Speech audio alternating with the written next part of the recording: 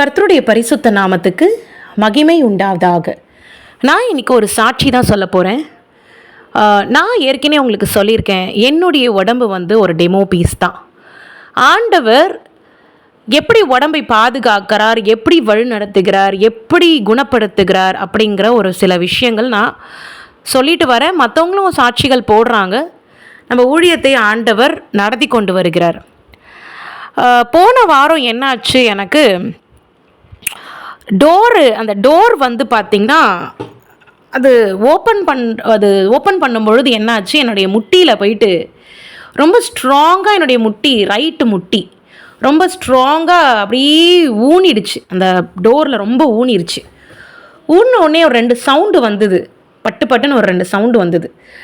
அதுக்கப்புறம் பார்த்திங்கன்னா என்னுடைய முட்டி என்னுடைய ரைட் லெக்கு முட்டி அந்த இடத்துலலாம் பயங்கரமான பெயின். கால் எடுத்து வைக்கிறேன், எங்கேயோ நான் ஒழுங்காக எடுத்து தான் வைக்கிறேன், ஆனால் எங்கேயோ நடக்கிற மாதிரி என்னுடைய லெக்கு ஒரு பேலன்ஸாகவே ஆகலை. எங்கேயோ போகிற மாதிரி இருக்குது என்னுடைய கால், அந்த அளவுக்கு எனக்கு பேலன்ஸ் ஆகலை. இந்த ரைட் லெக்கு பார்த்திங்கன்னா டெலிவரி டைமில், டெலிவரி ஆன புதுசில் தண்ணி வளாவ போகும்போது நான் ஆக்சுவலி கீழே விழுந்துட்டேன். அப்போது இந்த கால் கொஞ்சம் ரைட் லெக்கு கொஞ்சம் ஸ்ட்ரெயின் ஆகிடுச்சு எனக்கு. அது மட்டும் இல்லாமல் நான் சின்ன வயசுலலாம் ஒழுங்காக சாப்பிட மாட்டேன், ரொம்ப ஏமாற்றுவேன். ரொம்ப வீட்டில் கொடுத்தாங்கன்னா கூட ஒழுங்காக சாப்பிட மாட்டேன், அந்த மாதிரிலாம் பண்ணுவேன். அப்போது எனக்கு கால்சியம் ஆக்சுவலி கொஞ்சம் கம்மியாக தான் இருந்துச்சு. ஏன்னா நான் ஒழுங்காக சாப்பிட மாட்டேன், நல்லா சின்ன வயசில் ஏமாத்துறதுனால கால்சியம் கம்மியாக தான் இருந்தது. இப்போ டெலிவரி ஆனதுக்கப்புறம் பார்த்திங்கன்னா குழந்தை பிறந்துச்சுனாலே கொஞ்சம் கால்சியம் நல்லா நமக்கு போயிடும், உடம்பு விட்டு போயிடும்.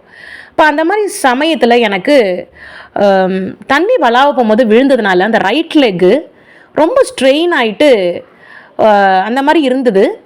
படக்கு படக்குன்னு சவுண்டு வந்துட்டே எனக்கு இருந்துச்சு, அந்த மாதிரி இருந்தது.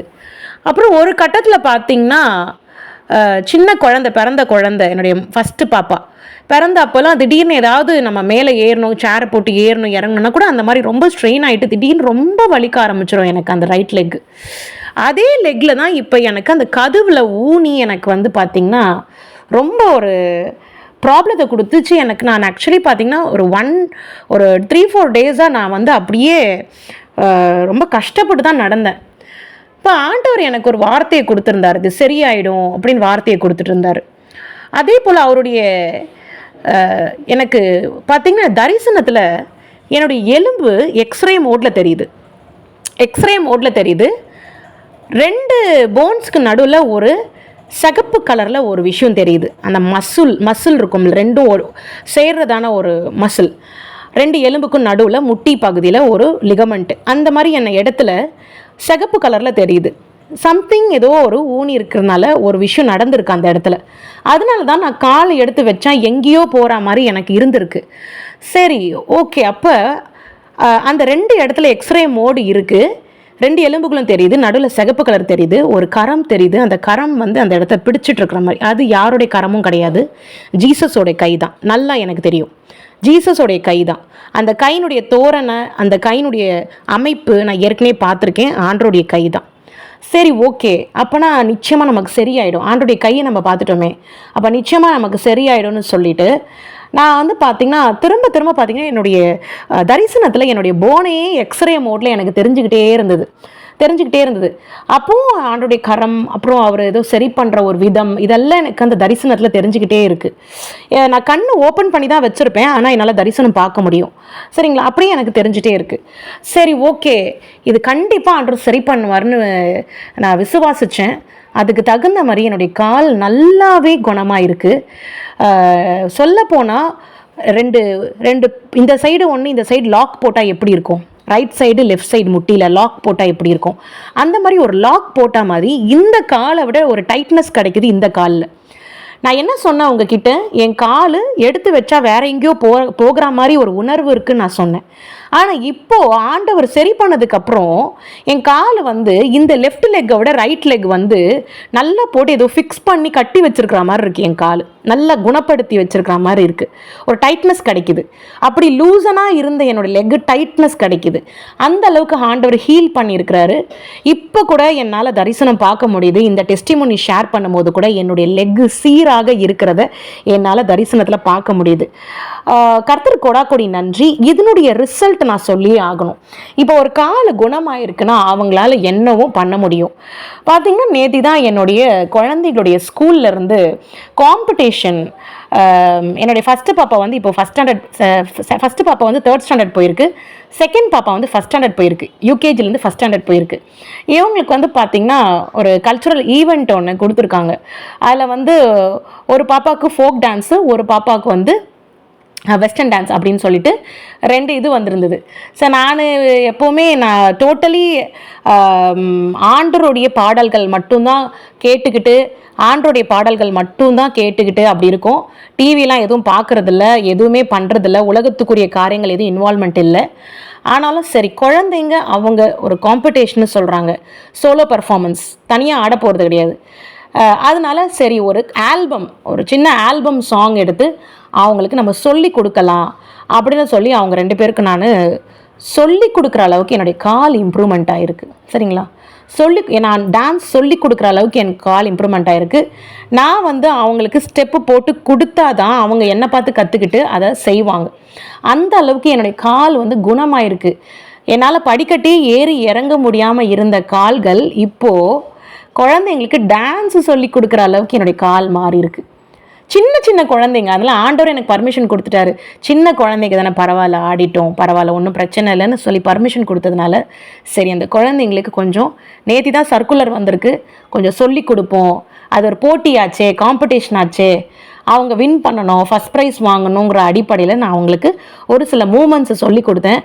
என்னுடைய கால் ரொம்ப நல்லா இருக்குது. அப்போது நான் நினச்சி பார்த்தேன், இதுக்காகவே இந்த கல்ச்சுரல் ஈவெண்ட்டை போட்டு கொடுத்துருக்காங்க போல இருக்கு. என் கால் எப்படி வேலை பார்க்குதுன்னு ஆண்டவர் நமக்கு புரிய வச்சிருக்கிறார் போல இருக்கு. அப்படிங்கிற அளவுக்கு இந்த சாட்சி, இந்த விஷயம் எனக்கு ஆண்டவர் செஞ்சு வச்சிருக்கிறாரு. ஏன்னா என் கால் எனக்கு மட்டும்தான் தெரியும். ஏன்னா ஆல்ரெடி நான் விழுந்துட்டேன், தண்ணி வளாவும் போதுன்னு சொன்னேன் இல்லையா, டெலிவரி டைமில். அப்போ விழுந்த அந்த கால் எனக்கு எப்பயாவது ஏதாவது ஸ்ட்ரெயின் ஆச்சுன்னா அந்த ரைட் லெக்கில் அந்த ஸ்ட்ரெயின் இருந்துகிட்டே தான் இருந்தது. ஆனால் திரும்ப ஒரு விஷயம் உனக்கு நடக்குது, அதன் வழியாக நான் யாருன்னு இந்த மக புரிஞ்சுக்குவா அப்படிங்கிற மாதிரி ஆண்டவர் அழகாக செஞ்சு வச்சிருக்கிறாரு. கர்த்தர் கொடாக்கொடி நன்றி.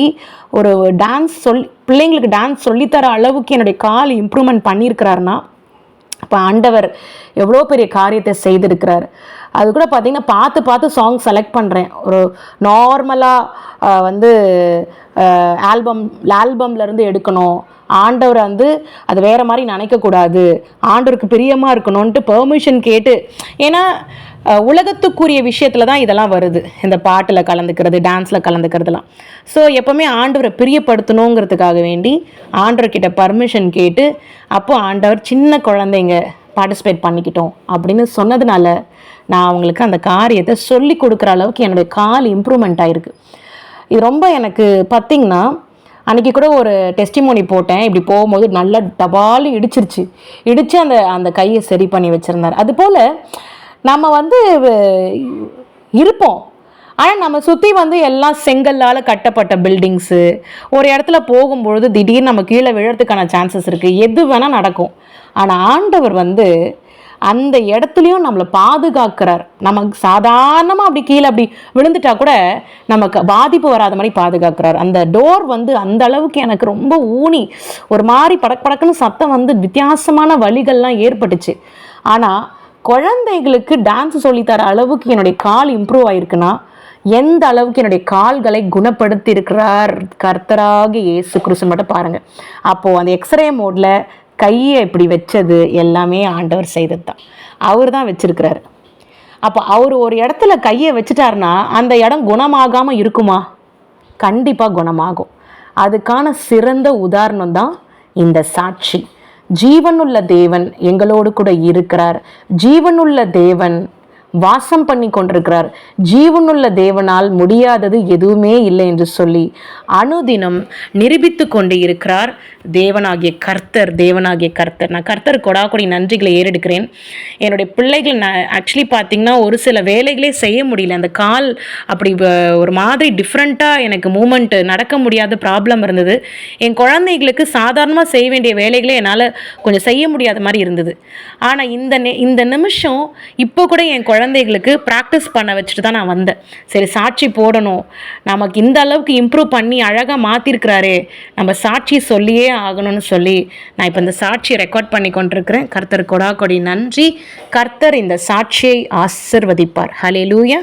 இயேசுவின் ரத்தம் ஜெயம், இயேசுவின் ரத்தம் ஜெயம், இயேசுவின் ரத்தம் ஜெயம்.